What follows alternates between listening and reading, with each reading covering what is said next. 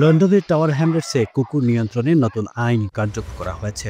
এখন সব কুকুরকে সড়ক, ফুটপাত ও কমিউনিটি এলাকায় লিডে রাখতে হবে, আর একসঙ্গে 4টির বেশি কুকুর নেওয়া যাবে না। আইন না মানলে জরিমানা হতে পারে 1000 পাউন্ড। এই সিদ্ধান্ত নেওয়া হয়েছে বাড়তে থাকা কুকুর আক্রমণের কারণে।